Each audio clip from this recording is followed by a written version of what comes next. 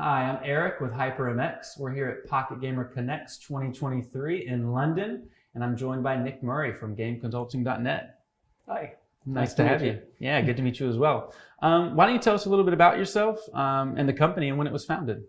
Sure. So, I'm Nick. I've been in the games industry for about 13 years, like in free-to-play, and working across a bunch of different companies.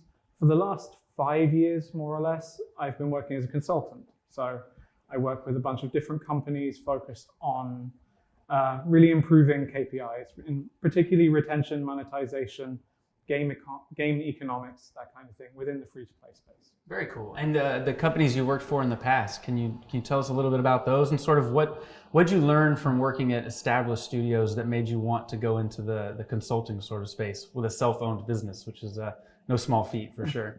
For sure.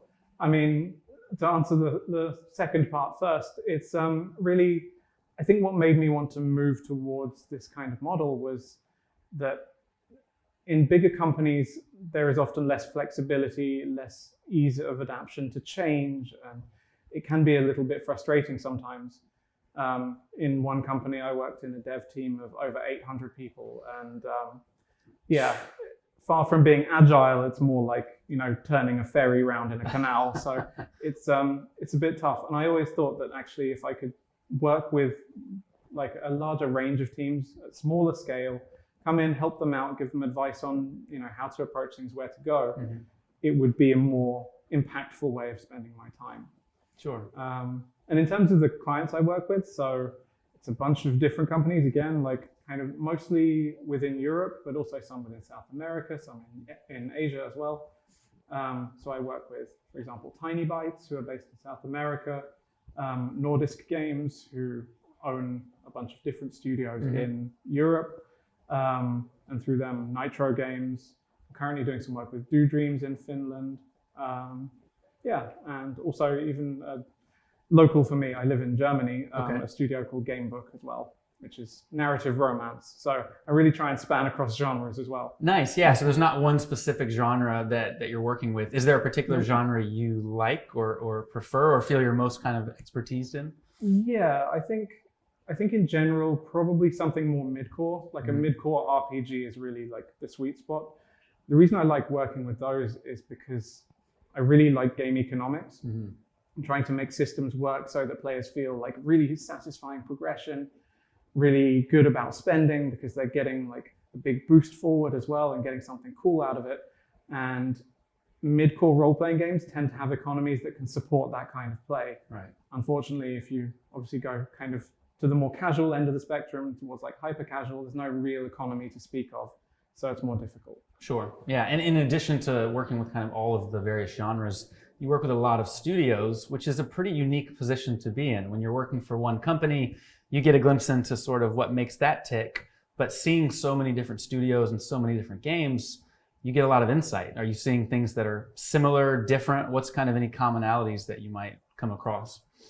I guess the similarity is that everyone's different. Yeah. It's a pretty wide range. I think the best thing about it is actually that everybody just wants to make great games. Like there is a real commitment within this industry to push to make something great, but also to share as you go and to really try and bring everyone forwards, which I love about being in this industry. But in terms of other things, I mean, there are different companies that are really good at process, but less good at game design. There are others that are terrible at process. In fact, there are a lot more, I think, where process is the issue and game design is actually usually pretty good.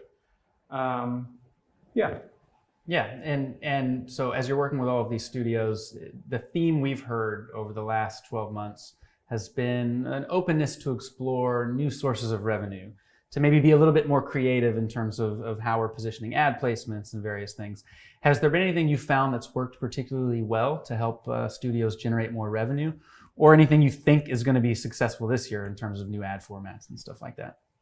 So I think the audio ad seems like a good place to start because it's obviously non-intrusive and will easier support the player experience and keep them immersed and everything.